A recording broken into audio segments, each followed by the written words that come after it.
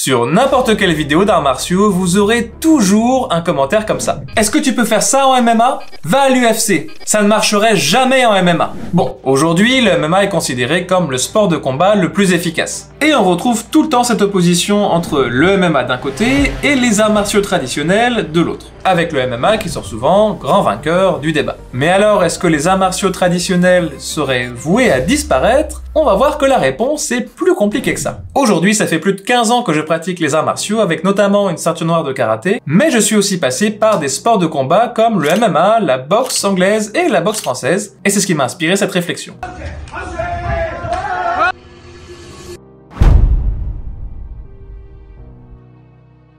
Si on commence par la définition de l'efficacité, eh bien l'efficacité ça veut dire qui produit l'effet attendu. Alors on pourrait se dire que les arts martiaux traditionnels sont efficaces par définition, puisque à l'origine, leur but c'était de survivre et de ne pas mourir sur un champ de bataille. Et dans ce cas-là, ils étaient un petit peu obligés de fonctionner. Mais le problème, c'est que les arts martiaux, forcément, ils ont quand même un petit peu changé depuis l'époque féodale, dans la mesure où aujourd'hui, on ne se bat pas avec ces milliers de petits camarades sur un champ de bataille. Mais alors, est-ce que les arts martiaux traditionnels issus de cette histoire guerrière ont vraiment perdu leur efficacité? Rokas, sur sa chaîne anglophone Martial Arts Journey with Rokas, donne peut-être ici une petite idée. Alors Rokas, il a enseigné et il a pratiqué l'aïkido pendant 13 ans, il avait la 3e plus grosse chaîne d'aïkido au monde, et il avait son dojo, ses élèves, et puis il vivait de l'enseignement de l'aïkido. Et pendant très longtemps, il a été convaincu que l'aïkido était efficace pour le combat. Mais il commençait quand même à avoir quelques doutes, donc il a demandé à un combattant pro de MMA de faire un combat ensemble et de filmer ce combat. Alors c'est une vidéo que vous pourrez retrouver sur sa chaîne qui a aujourd'hui plus de 4 millions de vues, et sans trop de surprise, Rokas,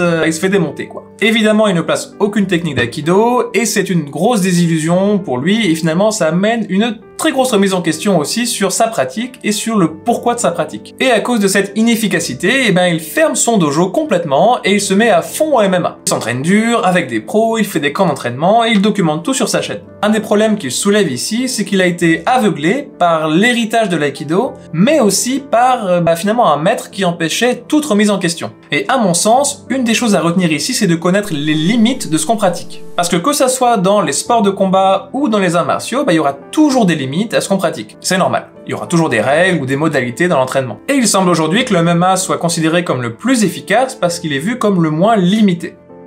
Mais alors comment est-ce qu'on en est arrivé là?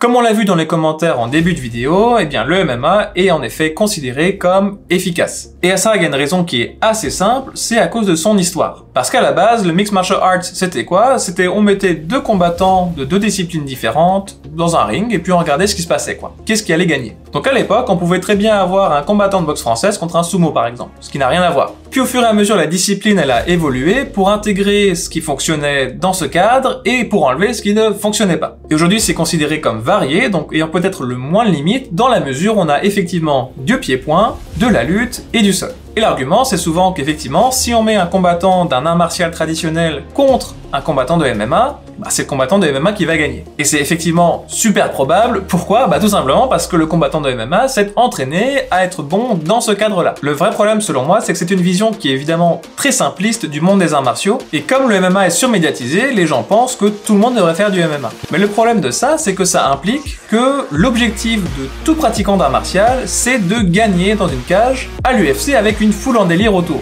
Et là, j'ai un petit scoop pour vous, c'est qu'en fait, c'est pas l'objectif de tout le monde. Et oui, j'ai pas peur de balancer des vérités. Et d'ailleurs, c'est important de mentionner qu'il y a une grosse différence entre le sensationnalisme d'un match attendu à l'UFC de MMA, avec les lumières, la musique, etc., la foule en délire, et des gens normaux qui s'entraînent normalement dans une salle pour devenir meilleurs. Et c'est là que la notion d'objectif, elle est super importante.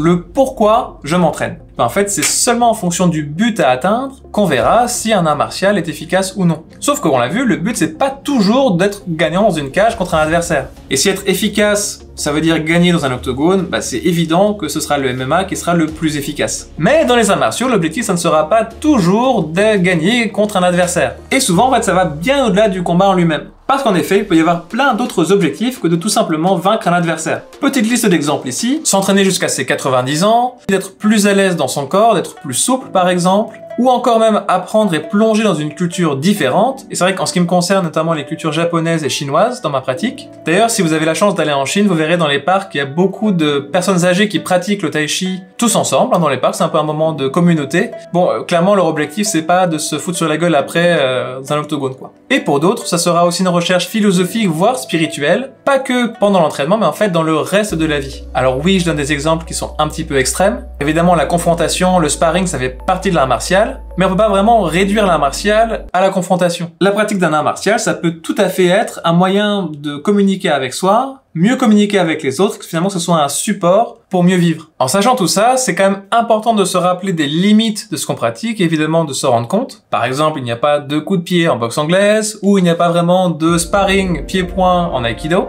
Donc l'idée c'est de rester lucide et ouvert d'esprit et de ne pas oublier qu'il y a des choses à apprendre de partout en fait. On peut toujours apprendre de quelque chose de différent. Par exemple, à chaque fois que je suis sorti de ma zone de confort et que j'ai été pratiquer soit un art martial, soit un sport de combat différent, à chaque fois ça m'a ouvert l'esprit, ça m'a fait découvrir de nouvelles choses et en fait ça m'a énormément appris sur moi-même. Donc qu'on fasse du MMA ou n'importe quelle autre discipline, en fait on s'en fout de savoir lequel est le plus efficace. Ce qui est important, c'est qu'il soit efficace par rapport à ce qu'on veut nous, en tant que personne, par rapport à l'objectif qu'on s'est fixé. Ça va paraître simple, mais en fait de pratiquer ce qui vous rend heureux. C'est ça la vraie efficacité qui a quand même tendance à être un petit peu oubliée par tous ces commentaires négatifs sur internet. Et c'est pour ça qu'il y aura toujours une place pour un grand nombre d'arts martiaux. Il ne faut pas seulement savoir combattre, il faut savoir vivre. N'oubliez pas de vous abonner et de mettre un pouce bleu et un commentaire pour me dire ce que vous en pensez. Et à très bientôt pour une prochaine vidéo.